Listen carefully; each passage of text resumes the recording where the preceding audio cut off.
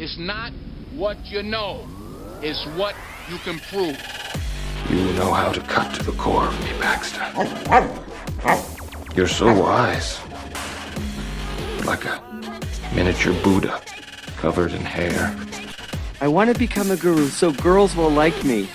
Then I will like myself. Are you not entertained?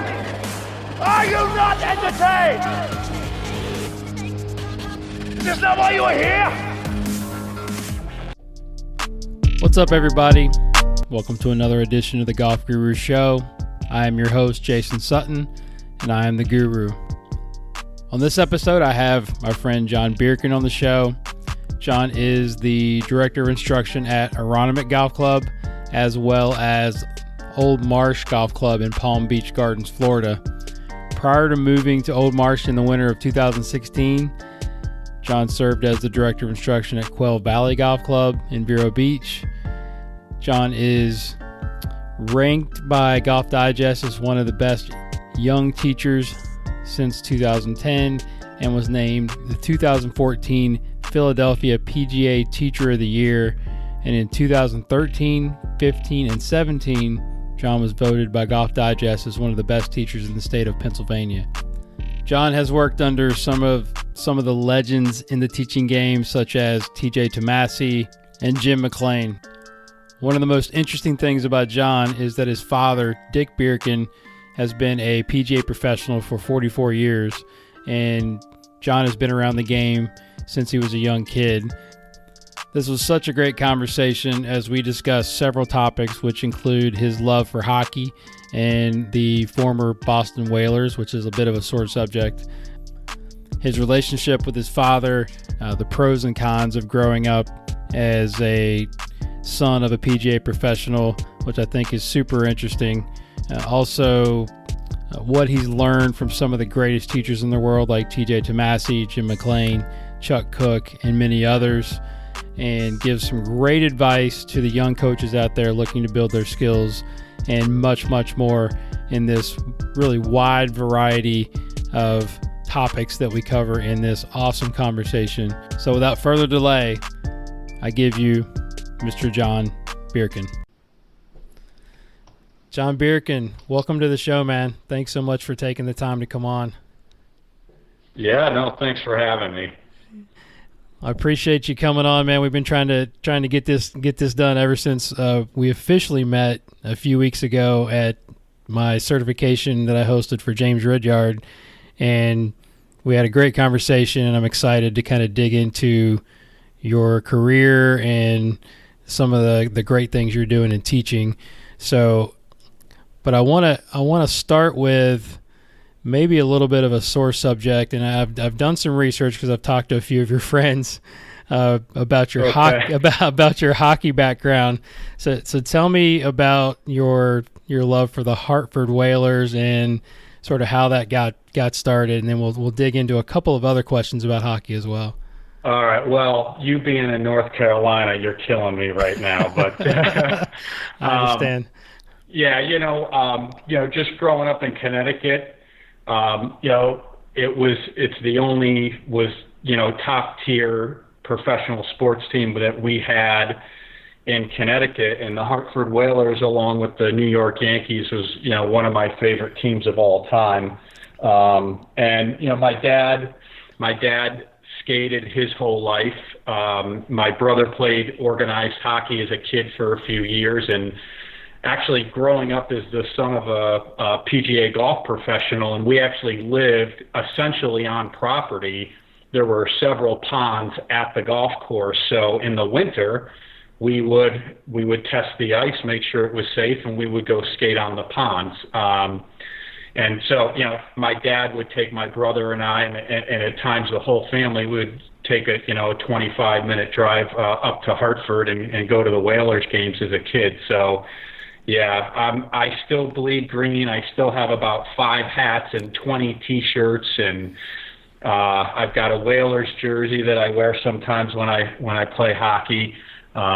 So yeah, I love the Whalers. I'm still bitter. I'm not going to lie. I still think they should be back in a hockey state, but yeah, that's it is what it is at this point. Maybe someday. I'm not a huge hockey fan, but I know doing my research, I was talking to our friend John Graham, and I said, well, shoot, we've got his team here in Carolina, and he's like, yeah, he's not going to be happy about that. Yeah, and I know in December the Hurricanes are going to do this throwback game or two when they play the Bruins and wear the Whalers jerseys, and I have mixed feelings on it. In some ways, I think it's cool, but in other ways, I just feel like that jersey should not be worn anywhere but in Hartford, with the hopes that perhaps someday, we will get them back. But we'll see.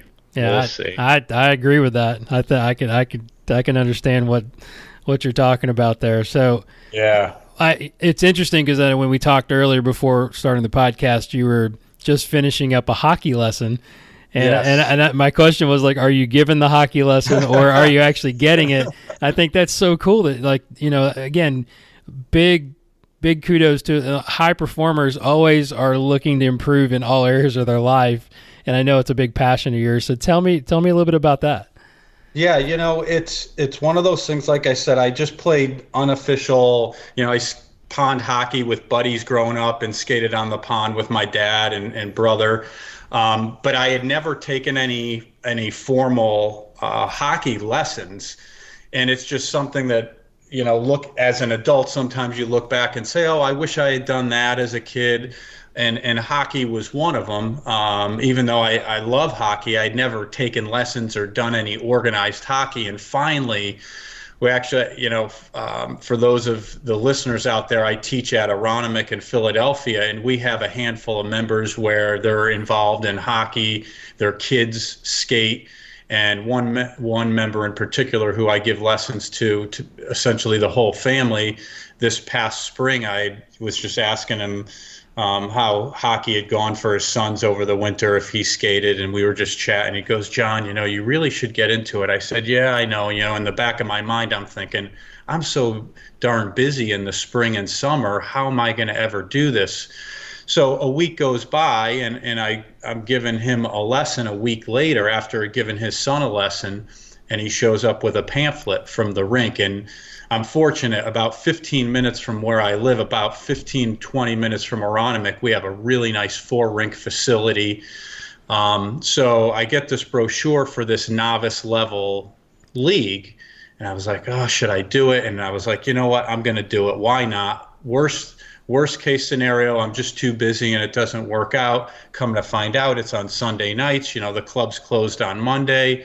It worked out perfect. I started taking private lessons, doing clinics, and then I did this novice level league and just had a ball with it. And so now that I'm down in Florida for the winter, I started doing my research before I came down here and found a couple rinks. So I'm in the Jupiter Palm Beach Gardens area teaching at Old Marsh, and there's actually a couple rinks in the greater West Palm Beach area. And so I done some homework, and I found 2 rinks, and I reached out to them. And so I'm taking lessons at one, and then I'm doing a clinic and another novice level league at another. So I'm getting on the ice at least 3 days a week.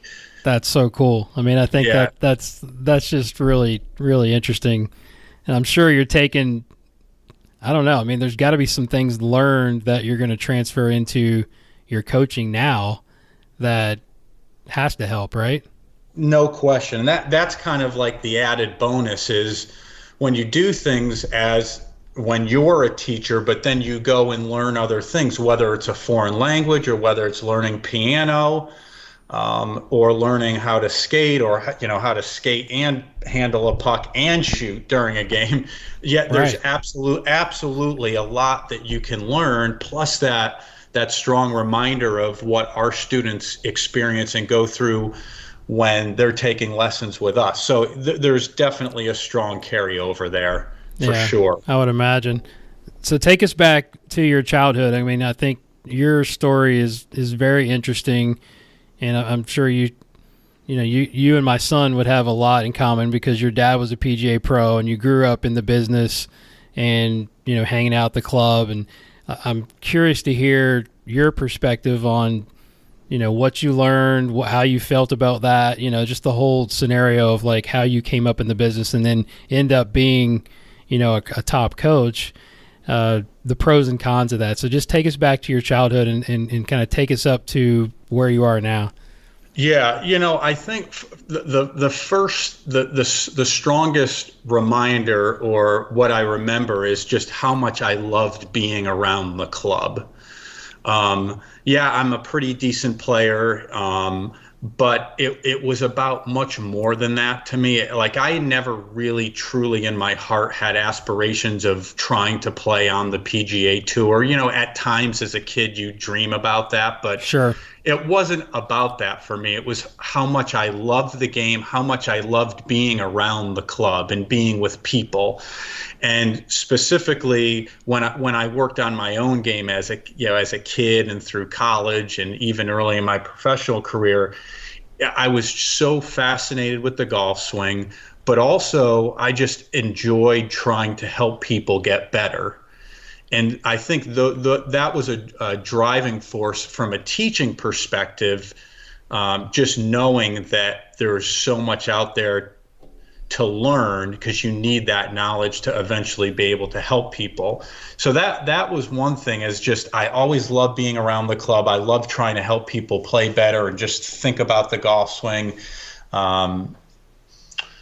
So it was a natural thing for me. I'm one of 4 kids. I'm the only one in the business. And I understand, at times being a golf professional is challenging. I mean, we work long days, you're working weekends and holidays, you make personal sacrifices with family or friends where you're working, but it's a labor of love. And at many times it's not even necessarily like a real job, even though we do work really hard. True. So for me, it was just something I always wanted to do. I always wanted to be a golf pro. And there were a few conversations my father and I had, and my dad just said, are you sure you want to do this? My dad was a head pro / director of golf at a very popular, busy 36-hole public facility in the middle of the state in Connecticut. So we drew from the shoreline, we drew from the greater New Haven area, the greater Hartford area. It was a very busy place.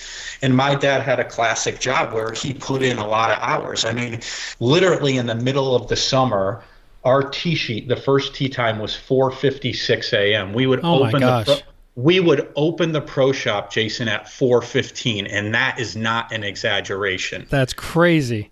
It is. I mean, we had in the pro shop, you'd have 2 registers, 3 phone lines. I mean, we would do, on a busy weekend, we would do 500 rounds of golf on a busy weekend in the middle of the summer. And I mean, that is not an exaggeration. So my point is,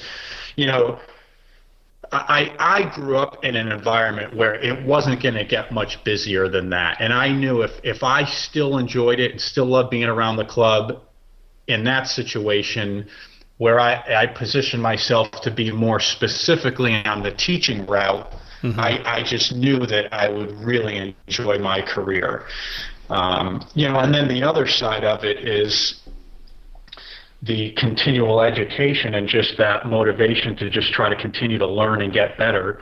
In today's day and age, in our instructional world, there's a lot of new information that comes out, and it's hard to keep up with everything. But at the same time, that's a motivation for me to try to be the best that I can be, to ultimately, help people play better and enjoy the game more.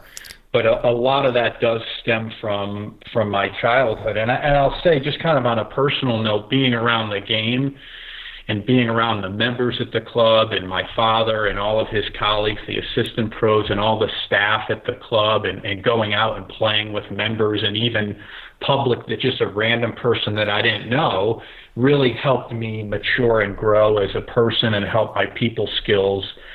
So I feel like I'm truly one of those people that has benefited from the game a lot. So I try my best to give back when the opportunity is there.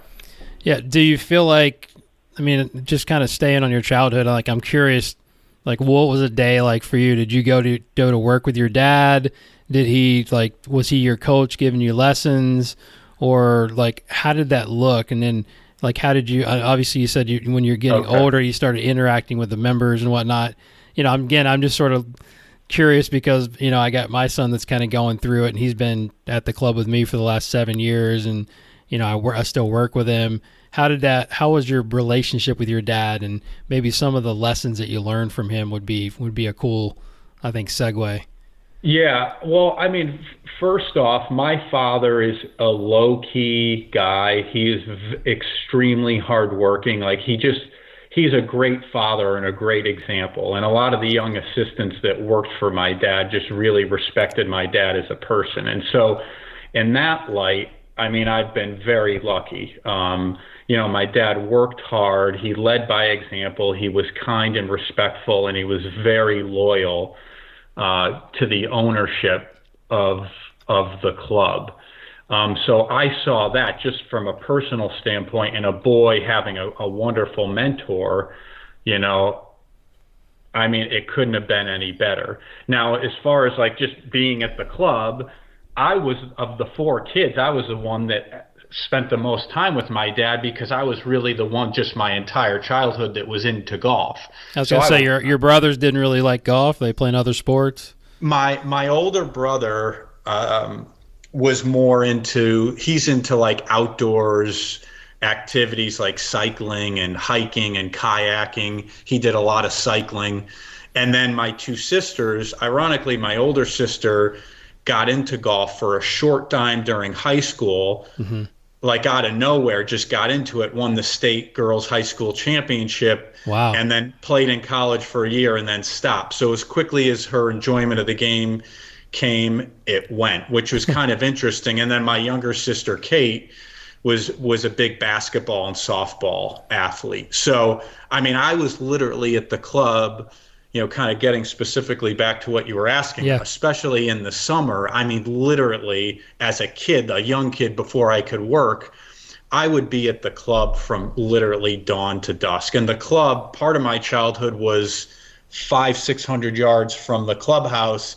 And then when my parents built their house in the late 80s, it was still in the same town in Middlefield, Connecticut, was a mile away. So I would either ride my bike to the club, or I would grab a ride with my dad, or every once in a blue moon I would just walk to the club and walk home. So I mean, I literally would be at the club from dawn to dusk. And then when I turned 16, I worked at the club. I did carts, I did bag drop, I worked my way into the pro shop during late in high school and then in college, and I helped run outings, I helped run tournaments, I did everything. So I mean, I just loved it. But what was awesome, once I was old enough to work, I mean, if I had a morning shift, I'd work a lot of morning shifts. I have no problem getting up at 5 a.m, or earlier to be at work early. I mean, I'd put my 8 hours in, and I'd have all afternoon and all evening to go practice and play till dark. It was actually awesome.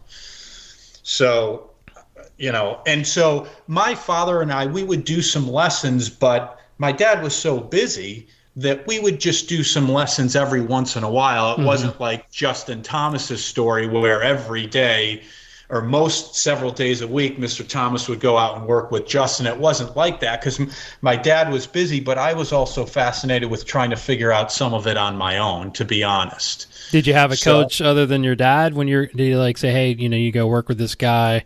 You obviously had talent. I know you played D1 college golf. Yeah. No, honestly, it was my dad and I would figure some of it out on my own, and then I would take some lessons with my dad.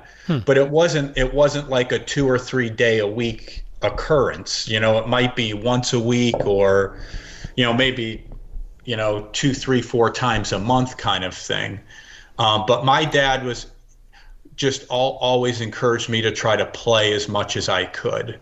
And for whatever reason, I'm just one of those players where I don't hit it far. There's nothing fancy about my game, but I just know how to get the ball in the hole. I think it stems from the fact that, so my dad's club for many years, almost 20 years in a row, we hosted the Monday qualifier for the Greater Hartford Open. Lyman Orchards Golf Club in Connecticut. And so it was, at the time, I mean, growing up, from the tips was 7,000, just over 7,000 yards. So, I mean, even from the red tees and the white tees, you know, it had a lot of length. So you just learned how to score, you know, not necessarily go low kind of score, but if you were trying to be near par, you just figured out a way to get the ball in the hole. And so, and that was one thing that helped me become a better player. But the flip side is, I do think from a training standpoint, it's beneficial to have people play shorter courses, especially when they're young, so they mentally get comfortable with going lower. That's one thing that I didn't have because the course was so long.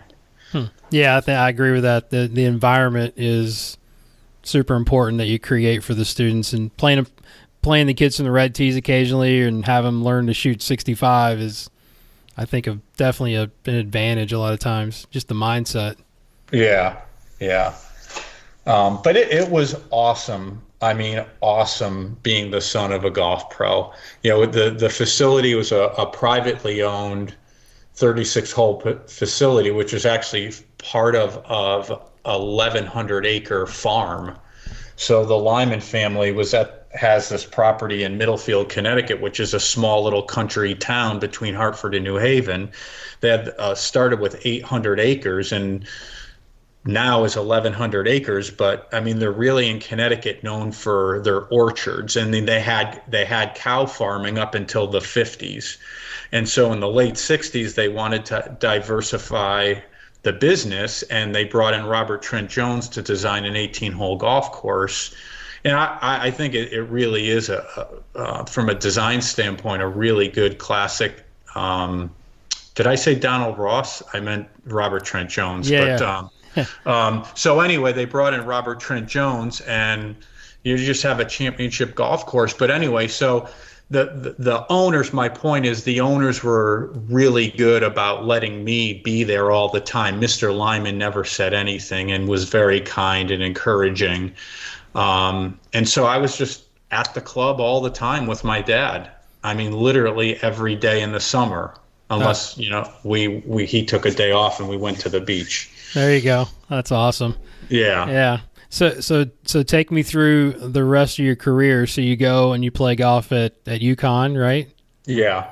Yeah. So tell me about that, and then how you got into the business, and then I want to dive into some of the. I've really enjoyed our conversation at James's cert, talking about the different top coaches that you've been exposed to because of that situation, and kind of how you've learned so much from a lot of the legends in the game. Yeah, well, you know, just going into the college side of things for a minute, it's interesting, you know, because you and I both teach some good high school players that go through that process of trying to play college golf, let alone D1 golf. I didn't, you know, just my dad being the pro at a public golf course, and I just didn't grow up in that private golf club kind of world. I didn't play AJGA events. I didn't play a ton of stuff other than Connecticut State amateur stuff and a couple events here and there trying to qualify for the USAM. So I basically just tried out. I called the coach at UConn, and he gave me a chance to try out, and I can remember, like, I barely qualified, but then I quickly became consistently one of the top players. So it was just one of those things. I knew I wanted to play college golf, but I didn't like reach out to, 20 coaches and go visit a bunch of schools and do it the way kids do it nowadays. Right. So I was fortunate, though. I mean, we had a nice team for New England D1 golf. We had a nice team. We qualified for NCAAs multiple times back then. I don't think they do it the same anymore, but back then, up until around 2000 or early 2000s, the country was broken into districts. So New England was District 1. So oftentimes you'd have teams like UConn or URI or Central Connecticut or Yale. When I was playing, those were the top teams. And so kind of like the basketball, the March Madness, you'd take kind of these so-called weaker conference teams that would just get in for winning their conference championship. Well, District 1 New England was guaranteed a handful of teams that would go to the NCAA. So that was a lot of fun. So, you'd have UConn, and I'd be playing against Clemson or Wake or Duke or UNC or Florida. Of course, those guys would whoop on us pretty good, but it was pretty cool to be in the mix. And, playing Division I college golf was awesome, even if it was up in New England. We had a nice team and a great group of guys, and it was awesome. So after you got out of college, how did you get into the business? Because you said you knew you wanted to be around golf. Yeah, so if I take one step back to when I was in high school, I think maybe my second half of high school, my father had an assistant pro that had spent some time in Texas and knew Chuck Cook. And so he kind of talked to my dad, and Chuck Cook came and did a golf school at my dad's club for a couple summers in a row. And again, I was always fascinated with the golf swing and wanting to learn. And so when Chuck came those few summers, that was kind of an eye-opener for top-notch world-class instruction. And that really got me excited. And I can remember I was fortunate to spend a little time getting a lesson from Chuck each time he came. I think I got like 30 minutes with him, and I immediately hit it better and scored better. And I was like, wow, that's really what I want to do. Yeah. And so that was always in the back of my mind, and it really was what I wanted to do. There was a short time during college where I kind of got away from that, and then after about 6 months, I was like, no, this is definitely what I want to do. And when I graduated UConn, I actually worked at the Golf Channel for 2 years. I was part of the original drive, chip, and putt team. Right. Because the Golf Channel we started that and ran it for 10 years, and then I just think, executives at the Golf Channel, for whatever reason, felt like it had run its course, and they stopped it. And then, if I'm not mistaken, I think that's when somehow some folks at Augusta decided to acquire the rights from the Golf Channel, if I'm not mistaken, and then they were fortunate to take it to the next level. But so anyway, I did that for 2 years, but as I was wrapping up that commitment, my eyes were set on tracking down some world-class instructors to try to go to learn from and study and work directly for. And so I tracked down TJ Tomasi, ironically, who ended up at a new club in Connecticut. Well, prior to that, I had never really heard of TJ, although he had been at PGA National with Mike Adams for a long time. I didn't know of him. And so I'm looking at Golf Magazine Top 100 list at one point, and it says TJ Tomasi, Berlin, Connecticut, which is only a few towns away. I was like, what is that? A, I had never heard of the new club that opened, and B, I hadn't heard of TJ. And I was coming home for a long holiday weekend in October from Orlando. And so I emailed him, I don't know, a week or two before. And we exchanged a few emails, and I said, hey, listen, I work at the Golf Channel, but I grew up 15 minutes away. My dad's a longtime club pro, and teaching is really what I want to do. Can I come meet you and just chat with you? Well, one thing led to another. Things just didn't quite work out for TJ at this new facility. And so I introduced him to my father, and then we went to the president of the Lyman Corporation, and it just kind of so happens that TJ ends up teaching at my dad's club for 3 years. Oh, wow. So I got to work with my dad and with TJ for 3 years, which with a large emphasis on really teaching and learning from TJ. So I worked with TJ for 3 years, and then after 3 years, TJ's like, John, I think you should, start to reach out some more. And I had a good friend, a teacher up in Long Island named Jamie Hurlis, who teaches at Glen Oaks. and he had been working at Doral with Jim McLean, and that's kind of what I wanted to do. And so I was fortunate to go work for Jim for 3 years at Doral.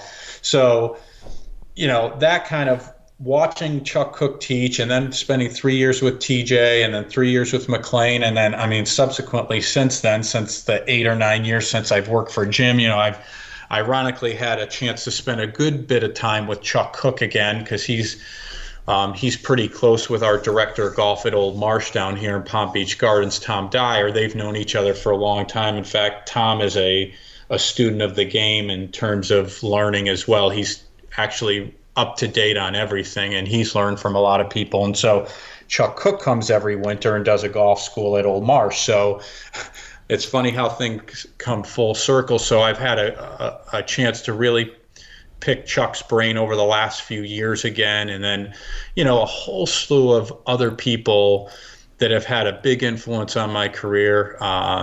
Guys like Andrew Rice and Dana Dahlquist and John Graham. John and I have spent a good bit of time together, and I've learned a lot from John and David Orr, and so all these people, and then all the guys that have worked for Jim over the years, guys like Michael Hunt and Kevin Sprecher, Carbone, Jason Carbone, right, and Christopher Tolson, and the list is endless. All these awesome teachers. So I've been very, very fortunate. And you and I were talking at James Ridyard's, things like that. James Ridyard's seminar was phenomenal. Right. And to be able to learn from James, and then, you start to become friends with these people. Like John Graham and I reached out to him 6 years ago to do an aim point school, and now he and I are friendly, and we talk, and I've had him come to Aronimink and Old Marsh and Quail Valley and Vero Beach, where I taught for 8 years, and we've done a lot of things together. So that's the added bonus of just, we're a fraternity of golf instructors, but, not to be too cliche, but it's like Harvey Penick said, if you golf, you're my friend. And it's like all of us just love golf, and all of us teaching pros like to get together and learn from one another and share ideas and become friends, because we love the game so much. Yeah, that 100%. John, we met the same way several years ago, and I've learned so much. Most of the stuff I teach in putting came from that guy, and he's so underrated, I think, to this day. And finally, maybe getting his due, but you're exactly right. And so tell me a little bit about, going back to TJ. Talk a little bit about what you've learned from TJ, and then, Chuck Cook is one of my idols. That's the guy that I aspire to be, when I'm a little bit older, because I think he's just amazing. So talk a little bit about what you've learned from each of these people. Sure. So I would say the biggest thing, so TJ is very interesting. TJ has his master's degree in learning and education.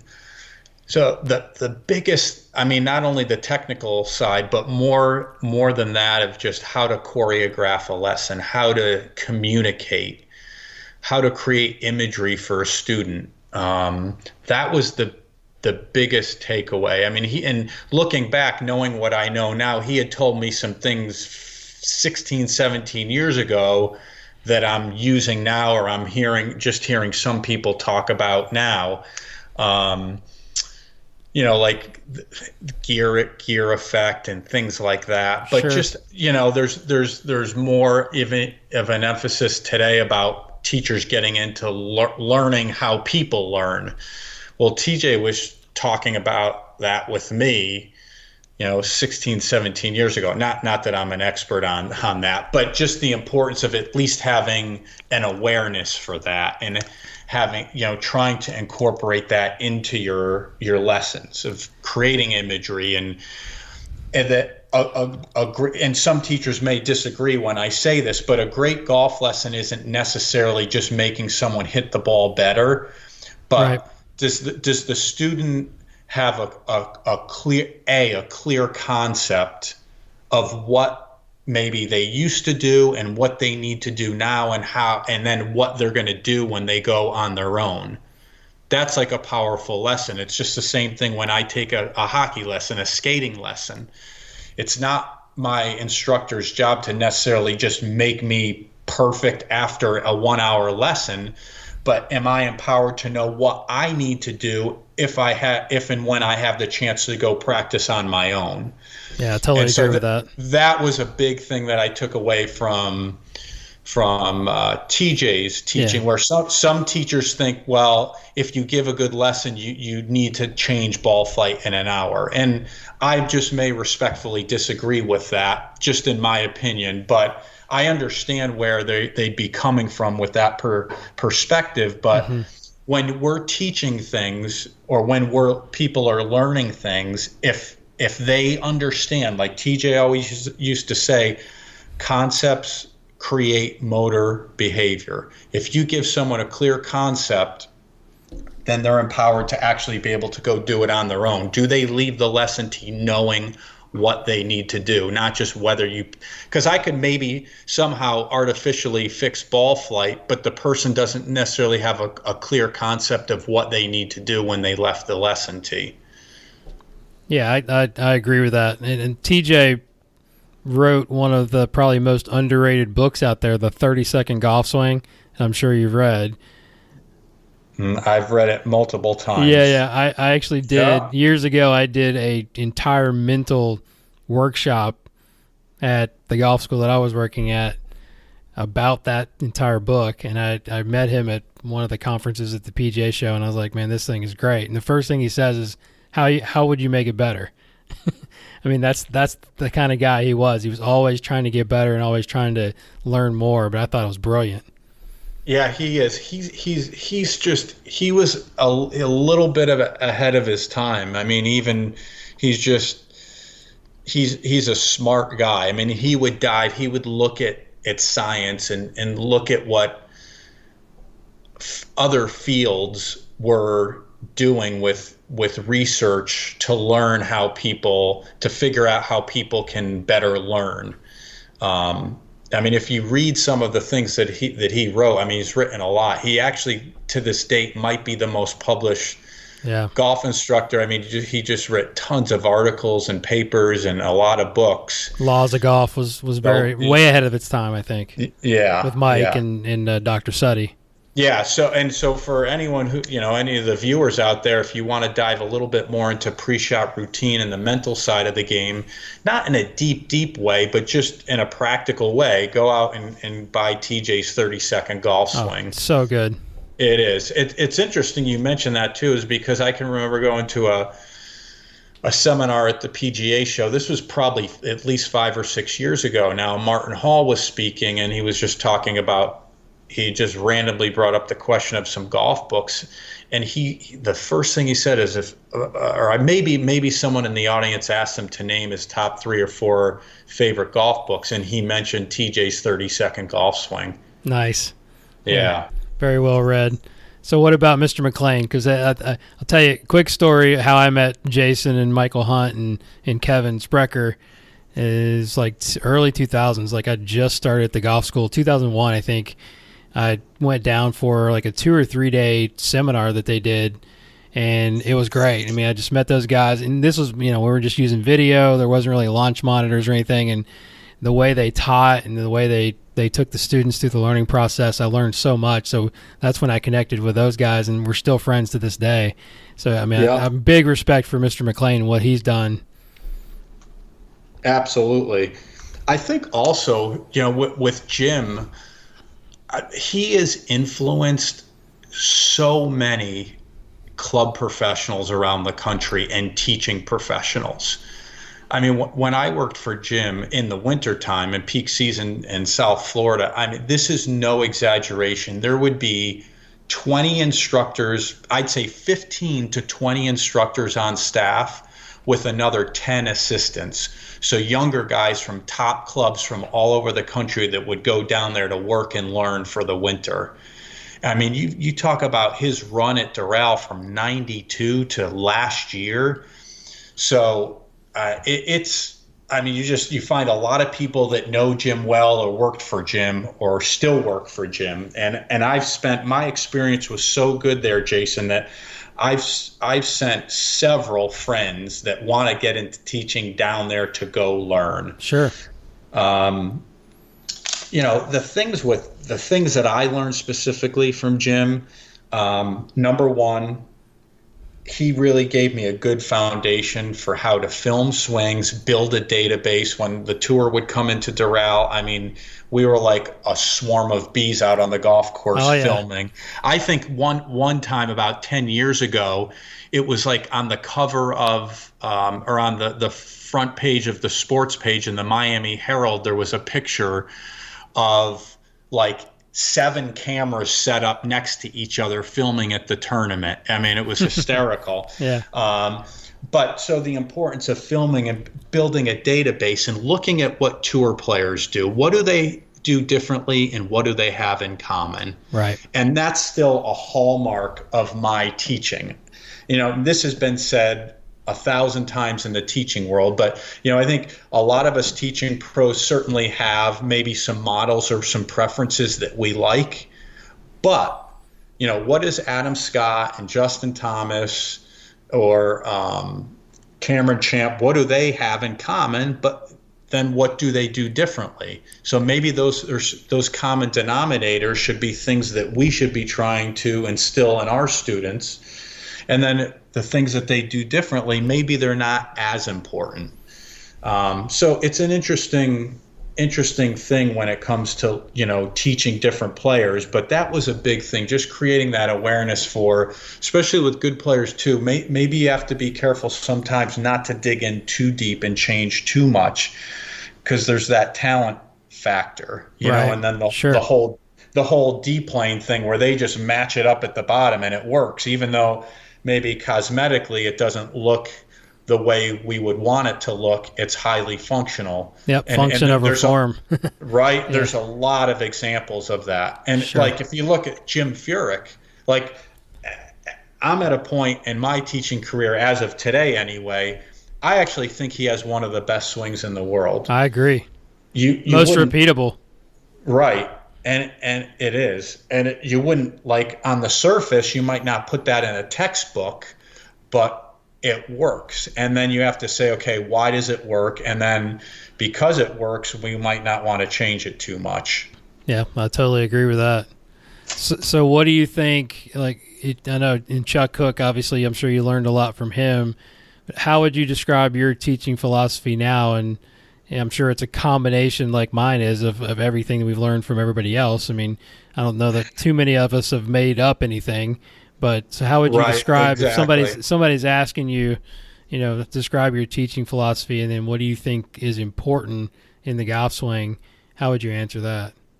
Yeah, if we're talking specifically about the golf swing, I mean, I'm a big path and face guy, and I'm a big grip guy, and I would actually say this might be something where maybe I differ a little bit from some other teachers. Some teachers might not change the grip that much, where I will change grips. I mean, maybe not with a high, a really elite player, but to me the grip affects the face, and as I like to say, the club face is king in my book.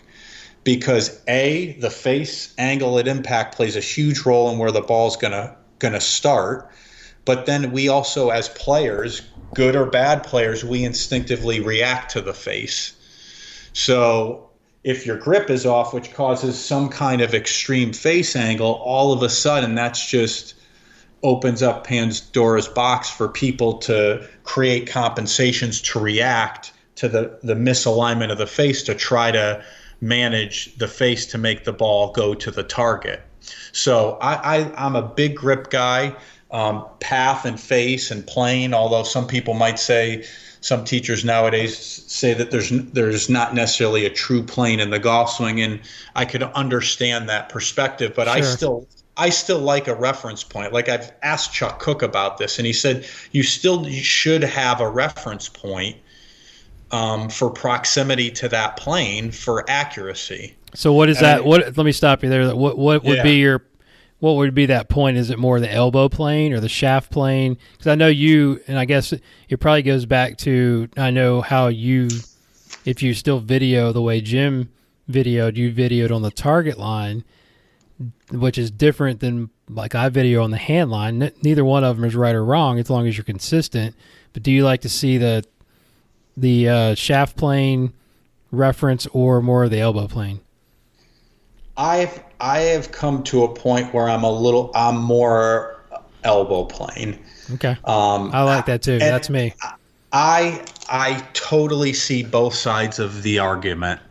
So I'm not like adamant. I won't draw a line in the sand and say this way is right and that way is wrong. Sure. If I'm looking at the so-called plane, now the one thing is I'm going to draw a line from the hosel up to the elbow. Right. We're talking downswing here too, right? I mean, we're not talking takeaway as much. Yeah, exactly. Yeah. Exactly. I think there's flexibility on the takeaway and the backswing for sure. Yeah, a corridor. Yeah, exactly. Your corridor for success. Yeah. But I think that's also the genius of Jim McLean or other teachers that believe in that is I think the reason that is now that what we know about D-plane, that's why it works. Mm-hmm. That's why that corridor works. We maybe didn't quite know that years ago, but with attack angle effect and the plane angle affecting the true path, the club path through impact plays a huge role in where the ball's going to fly. So that corridor, you got to be careful with just maybe like taking it over the top of having every player have the club come right down the plane, although that would be a preference I would have based on a shot pattern that someone's trying to achieve. But so I would say now what's interesting is, and unfortunately the teaching world lost Carl Welty. I never met Carl, but I know he was a huge, huge influence in Jim McLean's teaching and influenced a lot of my friends that have worked for Jim over the years out in California. I mean, and Jim got a lot of that from Carl, and Carl. Yeah, because he had the most video, I think, of any human on the planet, right? Yeah, I mean, I heard like he had on his old VCR, he had one of those like kind of round dial buttons or switches that you would roll. There would be a little hole in it for your finger, and you'd roll it sideways to rewind or fast forward video. Yeah. Well, he had used it so much he like wore it out. Oh my gosh. I was told that he literally would store VHS videotapes in his kitchen cabinets. Like filed them out of different. I wonder who's got that library now. I know. I'm not sure, but those were stories I've heard of the guy. But my point, what made me think of Carl is that we would film on the target line chest high, but he would draw the line on the shaft at impact. Mm-hmm. And just what I've learned from Chuck Cook about how Chuck he draws a line from the hosel up through the elbow at address. Right. But that a lot of times that would be really close to the line that Carl drew. In my opinion, the one problem with it is what if someone's coming in really steep or really low and you use that line at impact? It might not match up with how you're going to reverse engineer to fix that player, where from the hosel to the elbow it's constant. Okay. Right? It's I get that. Where the shaft, if you come in with the handle high and draw a line up that's not necessarily going to help you figure out whether that person's really on plane. Even if the club head came down that steep plane, that isn't necessarily actually on a true plane, which is within an inch or two of where the shaft started. So yeah, I think I saw Chuck. He spoke at one of the national teaching summits back in the early 2000s, and he was showing people how he sets the camera up, and he basically put a shaft in the ground, the same angle as the shaft, and then put the video on it, and that's how he figured out how the camera was going to be placed. And I thought that was brilliant back in the day. I mean, nobody really thought about that. Like it's like but again, it's got to be consistent. But I thought it was an interesting way to look at it. Yeah, exactly.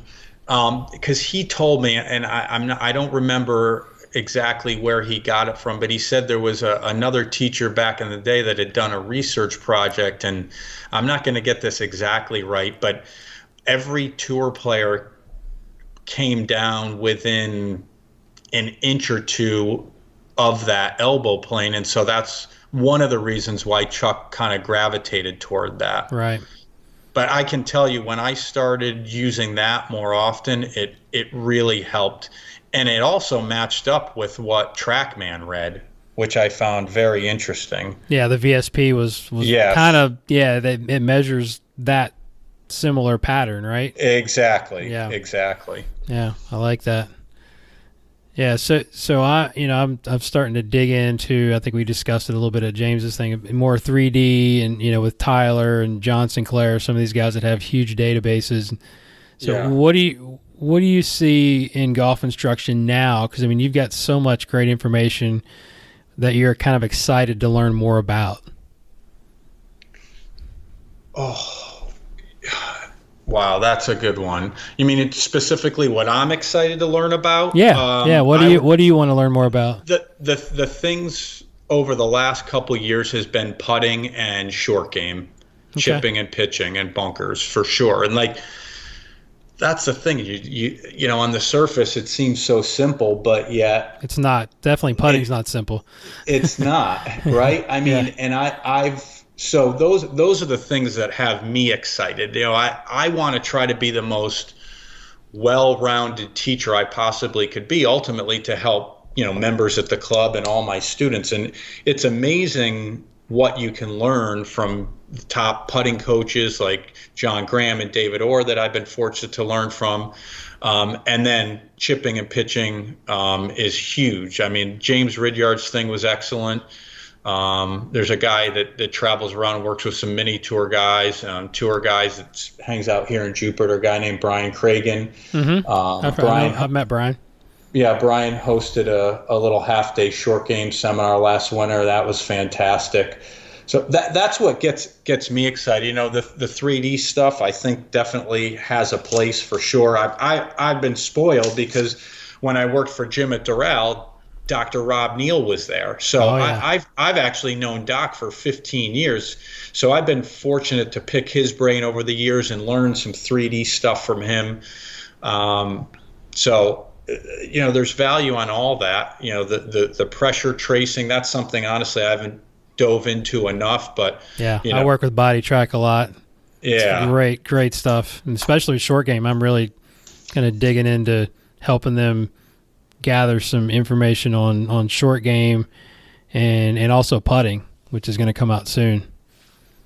Yeah, I mean it's awesome. And I think also, for our average club players, if we can help them chip and pitch it better and hit better greenside bunker shots, their proximity to the hole is going to improve. So obviously they have a better chance of scoring better and maybe making some shorter putts, but also eliminating 3 putts, especially even, distance wedges as well, for them being, 30 up to maybe 60, 70 yards. Yeah, definitely. So let's help some young coaches out there. So as we've, progressed through our careers, there's been a path of learning, and I think it's changing a lot now with, the internet and all the technology that's out there. What advice would you give to, say, a PGM student coming out of college, or even a young coach that's starting to build their skills? What would that blueprint look like? What do you think is important? Is there certifications that you would recommend, or sort of some nuggets that you would share with them that say, hey, this is what you need to really focus on to get better? Yes. The first thing I would say, even before teaching, what I call, anytime I have a chance to talk to a younger person in the business, it's personality, work ethic, and attitude. That's what I call the big 3. Personality, work ethic, and attitude. I love that. Expand on that a little bit. Well, the first thing I would say is be yourself, right? I mean, don't be someone you're not from a personality standpoint, but if you're a little bit more of an introvert, work hard to be less of an introvert. Right, be exactly. outgoing, be professional, try to remember names, get to know people. So that's the first thing. Attitude. If I talked to a former PGA president, Jack Conley, who was up in our Philadelphia section, who was a longtime pro at Huntington Valley. And at a tournament a couple of years ago, just a regular Philly section event, I just pulled him aside and just chatted with him for a few minutes and picked his brain. And I just said, what do you think? What's the biggest thing young people in our industry need to do better? Or, where do they tend to go wrong? And he said a lot of them don't necessarily look at being a PGA professional as a career. They look at it as a job. And wow. I said to myself, God, it's interesting. For me personally, that is how I always looked at it. But sure. I was like, you know what? He's right. People do look at it as a job. And if you look at it as a career, your attitude day in and day out is going to be better because you're having more fun. And yeah, you're going to be working 10 and 12-hour days. You're going to be working weekends and holidays. And if that's not for you, then, the golf business probably isn't where you're going to flourish the most. And so I just think, attitude is very encompassing. It's your attitude about being at work. It's your attitude about the members. It's your attitude about your colleagues. It's your attitude about your job performance. And even if you're assistant pro up north somewhere and you're at a nice club in the winter and you're not teaching, but you're working outside operations, make that outside operations be the best it can be. Keep those carts clean, whatever it is. Make the range look immaculate. Is that what you want to be doing? Not necessarily, but your attitude about everything you do carries over. Yeah, everybody starts on that position, right? I mean, right. Most people, that me and you both, right? You talk about we started cleaning carts and picking up range balls and working in the shop. But you're right. Be the best at where you're at, and that people will recognize that, and that's the way you get ahead. Yeah, there's no question. Everyone, I don't care who you are, everyone might have a bad day or something happens in your life or at work that kind of gets your mind somewhere else and can affect your attitude. But try to find a way to manage that better. I'm not perfect at all, but those are three things that I try to think of on a daily basis and that I like to share with younger people. The other thing is now getting back specifically into teaching, my opinion is, you say you have to, my opinion is knowledge comes first. Just knowing the way that I've done it, I think trying to go learn from teachers and go to seminars and conferences and go take lessons and even just go spend a half a day watching someone teach, you need that knowledge to be able to teach. Some people will say, just go teach and learn and figure it out. Well, that's true, but yeah.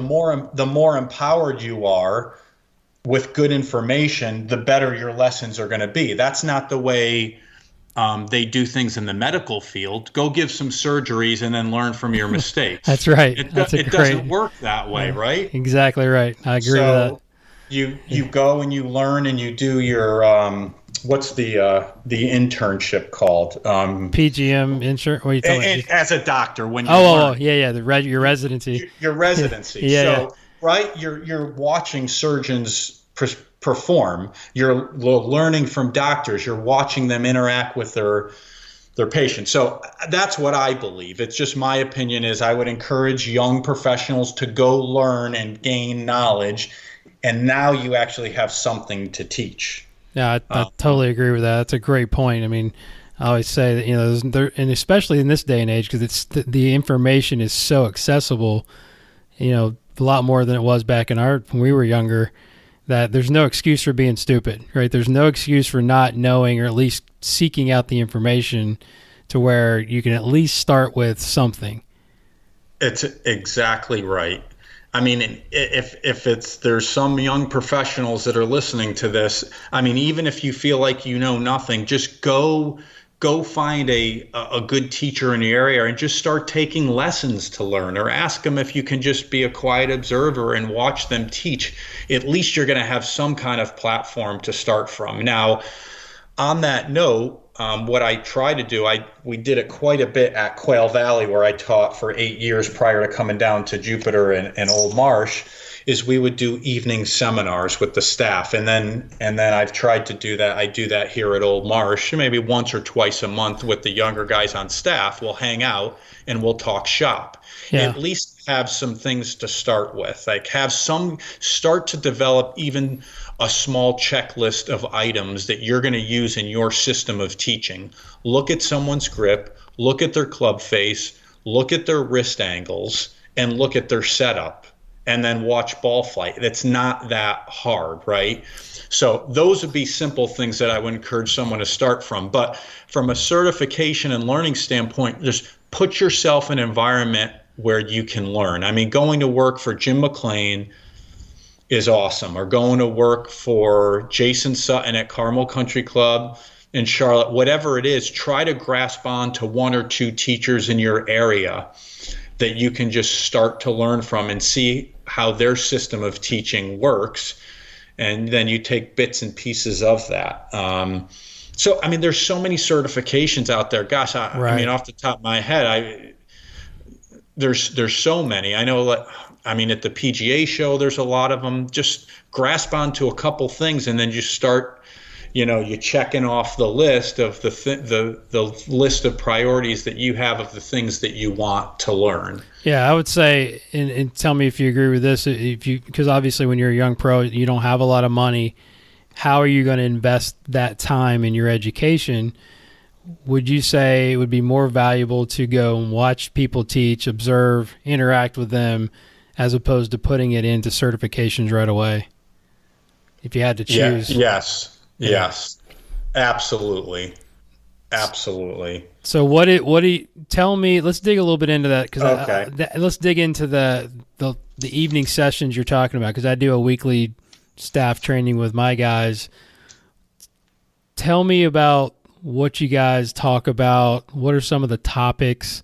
Describe like what that session looks like.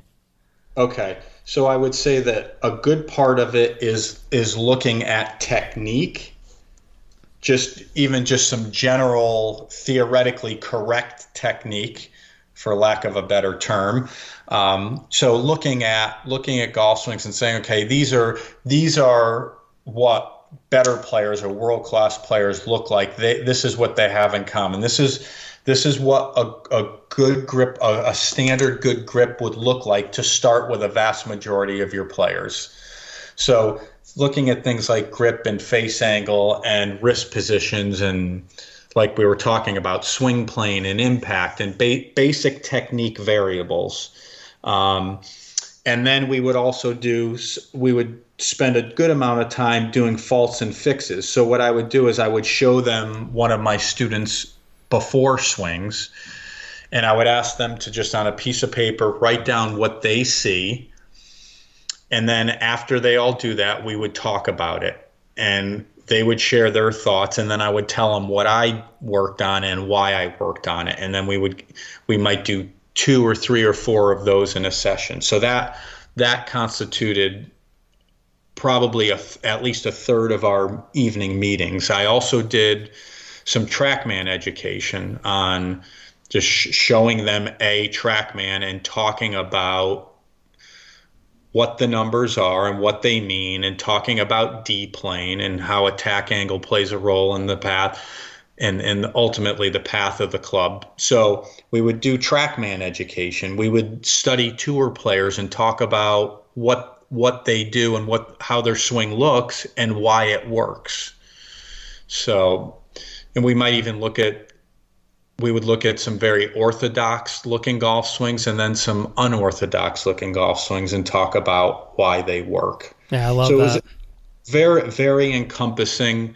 Most of the time these would be in the evening when it's already dark, so we wouldn't do as much short game. And then also, I mean, kudos to our director of golf at Old Marsh, Tom Dyer, like I said, who really is a swing savvy, knowledgeable guy. Has learned from a lot of teachers as well. Any opportunity, there's a top teacher that's coming through Old Marsh, particularly in season in the winter, he will ask them to come speak to the staff for an hour and a half or 2 hours. So that's every great. year, when every year when Chuck Cook comes to the golf school, he encourages the guys to come watch the school, but also Chuck will usually do an hour and a half to 2 hour evening seminar. I mean, even recently in the last few years, we've had Sean Humphreys, Chris Como, Matt Killen was here last week.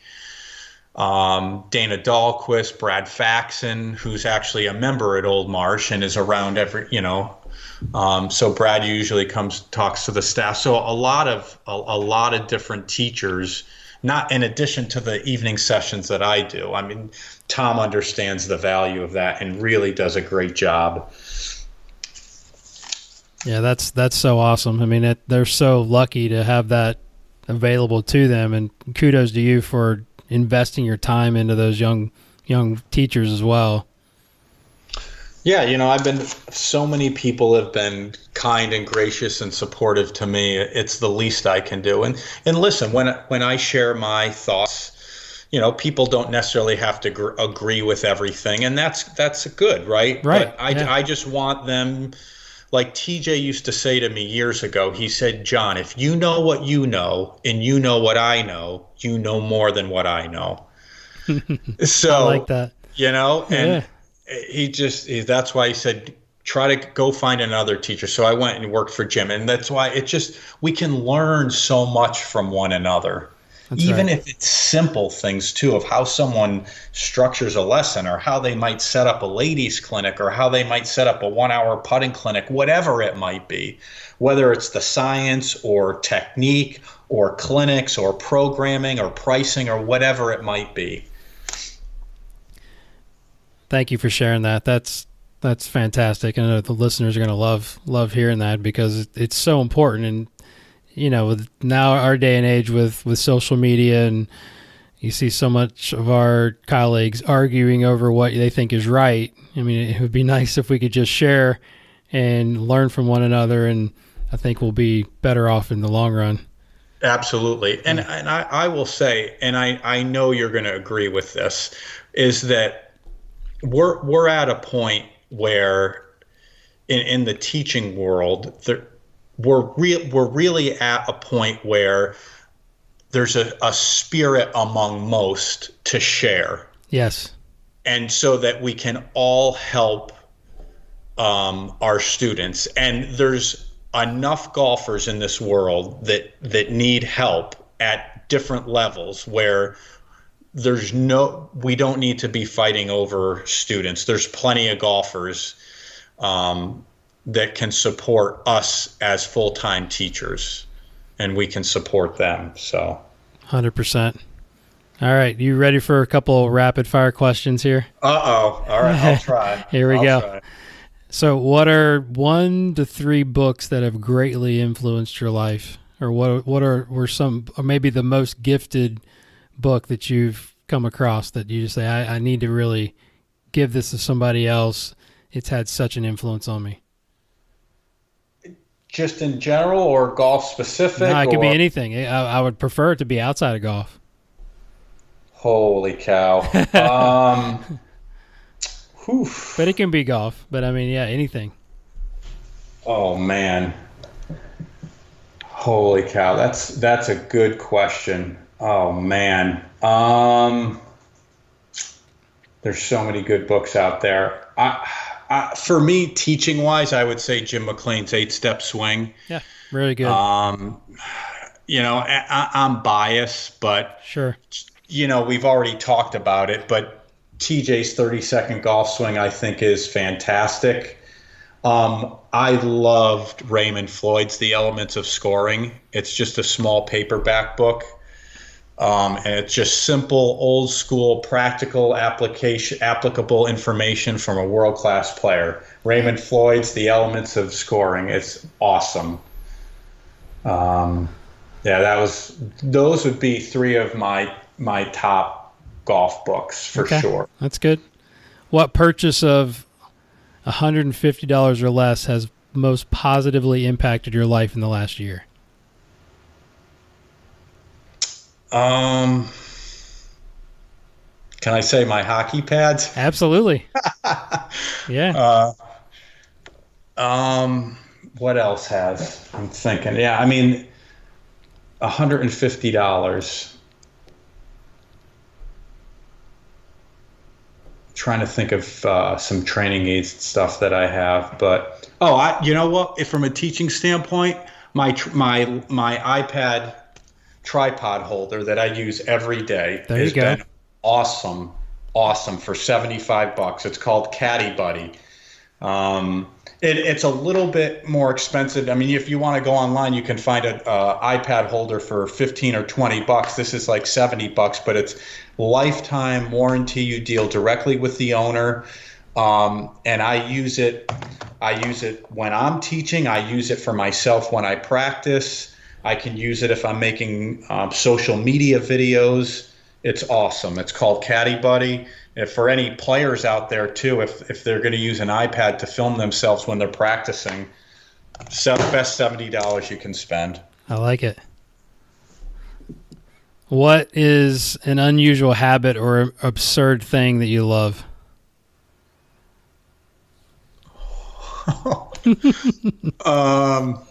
Geez, I'm not giving you rapid fire answers. I'm taking my time. That's here. Okay. I'm gonna give it to you. I love my new Keurig to make a nice cup of coffee in the morning and maybe have an extra cup of coffee in the evening or something. Do you have any morning rituals that you have to do in order for your day to start out? Yes, well, I always make my bed every day. Talk to me about that. I've heard that before, like with on other podcasts, how important that is. Talk to me about that. I think it just probably comes from my parents, because you see, my mom's name is Marty, but her children lovingly call her Smarty Marty because it's the world according to Marty. And she ruled the house with a wooden spoon. And so I'm a wooden spoon survivor. And we were trained as kids. I'm not kidding you. I was doing my own laundry by the time I was 10 years old. That is not an exaggeration. So we always had to clean our own rooms, wash our own sheets, clean the bathroom, do chores around the house.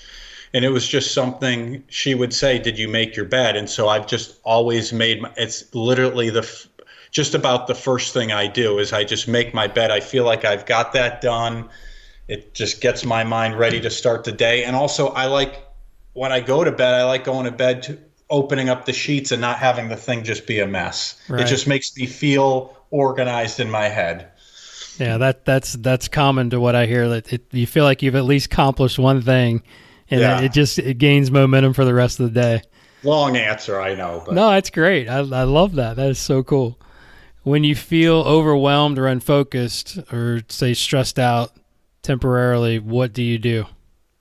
Probably watch TV in the evening. What are some of your favorite shows or movies? Holy cow. Oh my God. So I'm a Game of Thrones nut. I didn't watch it for the first 4 seasons, and all I heard people talk about was Game of Thrones, so I watched it. So I'm like, I love Game of Thrones. I am a late adopter to Netflix. I've only had Netflix, like my own subscription, for probably a year and a half. Okay. Love Stranger Things. Love that show. I am in the middle of season 2 of Ozark. Oh, it's the best. Oh my God. It's so good. Ridiculous. Yeah. So I love Ozark. Another show that's been on for a few years that I really like is Gotham on Fox. Okay. Which is about Bruce Wayne as a kid and how it's the development of the different characters, and I just really enjoy it. Some of my favorite movies of all time would be Shawshank Redemption, Gladiator. Love it. National Lampoon's Christmas Vacation is I'm not a big memorizer of lines, but I know a lot of lines from that movie. So I knew I liked you for some reason. Yeah. We're kindred spirits in that realm. That's so cool. Sometimes if someone hits a good pot, or if I'm teaching a main point and they're draining pots, and I'm like, "She's a beaut, Clark." That's a right. beaut. They might not know it. The young kids are looking at me like I have 3 heads, but so I love comedy. I love comedies. Tommy Boy and or Billy Madison is one of my Classic. one of my favorites. That's for great. sure. That's great. All right, couple more. You're almost off the hot seat here. I think the one that is always curious is, have you had a failure in your life or a roadblock, and it can be in your career or your life in general, that has set you up for later success? That's a good one. I wouldn't constitute it as a failure specifically, but my attitude on the golf course as a kid and even through college, if I'm being honest, wasn't great. And so I was never like a club chucker or anything like that, but I would mope, I'd get down. Body language is bad. Body language, I'd let bad shots affect me. Honestly, probably only for the last maybe 10 years and even the last 5 years, where you just reach this maturity level and this perspective on things where you don't let bad shots affect you. But I also think that's what makes some younger players good players. I just mentally wasn't there. But that's helped me become a more mentally tough player. Like I said, there's a lot of guys, especially in the Philadelphia section, that are more talented than me, hit it further than me. But, I've qualified for the National Club Pro 6 times, and come close a couple other times. So I just think learning to be patient and not letting bad shots affect you, trying hard not to, and, I'm certainly not perfect, but that's something that, I just reached a point where I said, I need to get better mentally on the golf course. And so that's made me a better performer on the golf course. I'm sure it's probably helped you to coach your players as well, right? No question. Yeah. No question. This is what I used to do, and this is why it maybe held me back. And we didn't even get into your playing career, but I did read that in my research. Is like you were quite a player, and you're very humble about. Qualifying once for the CP is unbelievable, much less 6 times. Yeah, it just, thank God our section championships are 3 rounds, because I'm not one of those guys that's going to go low, but I'm one of those guys that could shoot 3 rounds of even par, or, maybe 1 or 2 under. So with the section championships being 54 holes, that bodes well for me. I think that's something that's helped me qualify for the Club Pro. Yeah, I played NAI, so I was much smaller college, but we called par the old man, and I tell that to my kids all the time. It's like the old man wins a lot of golf tournaments, especially in junior golf. If you can shoot par golf, right, you're going to play somewhere. Yeah. So, once I've gotten to the National Club Pro, that's a different story. I haven't quite had the success that I'd like, but that's all right. If you've got, whatever, it is what it is. There's some awesome players. That's one of the other great things about our profession and in the PGA professional industry is that we have some darn good players. Yeah, for sure. Way, way better than me. That are qualifying for the PGA Championship multiple times, and some of them making the cut in a major. That is an accomplishment, to qualify for the PGA Championship. And then, the times that I'm rooting all 20 of those guys that make it, I am rooting them on, because when one of them, let alone 2 or 3 of them, make a cut, that is a heck of an accomplishment. And I'm proud. That's something I'm very proud of our association, is that there's still guys out there that put the time and effort into their game, or that are just simply talented where they go and do well. Yeah, no doubt. My college roommate is a guy named Bob Sowards. I don't know if you've ever heard of him. And I'm about to have him on the podcast, because he's one of the greatest club pros to ever play the game, and be able to. And he's a great teacher as well. So I got much respect for somebody that can keep their game up like that. Guy played the tour. He's played in hundreds of tour events, and made it, played in U.S. Opens and PGAs. I mean, he's getting ready to try to qualify for the senior tour now. I mean, mad respect for guys that can do both at a high level. No question. Yeah, it's awesome to see. All right, last question, man. This is an important one. All right. You ready? If you could have a giant billboard anywhere with any message on it that's going to get to billions of people, what would it say and why? Work hard, play hard, and be kind. I love it. That is so good. That is so good. And what a great way to close, man. I can't tell you how much I appreciate your time and your wisdom and your insight. This was just fantastic, and I hope that we can spend more time together in the future. I know we're going to run in the same circles soon. So is there anything that I haven't asked you that you want to cover? Anything you can think? No. I just, if you know anyone in the Carolina Hurricanes executive office that's willing to bring the team back to Hartford, let me know. Okay. I'll do that, man. I will get on that tomorrow. All right. So let everybody in the listening audience know how to get a hold of you and say thank you. Give them your social media handles and your websites. How can they reach out to you? Sure. Thank you. Yeah. My website is just johnbierkan.com. I'm on Instagram as John Bierkan. I'm on Facebook as John Bierkan. That's it. Yeah. If anyone who's listening, whether you're a fellow PGA golf professional or a player out there or anyone has any kind of questions, please do not hesitate to reach out. I love talking golf. I love sharing ideas, and I also love learning from other people. That's great, man. I appreciate your time, and I appreciate you coming on the show and sharing your wisdom and insight. Well, thank you. It was a lot of fun. All right, man. Take care. Okay. You too. Thanks. What's up, everyone? Guru back here again with a couple of things before you jump off. First, big thank you to John Bierkan for coming on the show and sharing his insights and his story. There's so many great nuggets to be found in that conversation if you dig deep enough. So thank you so much for listening.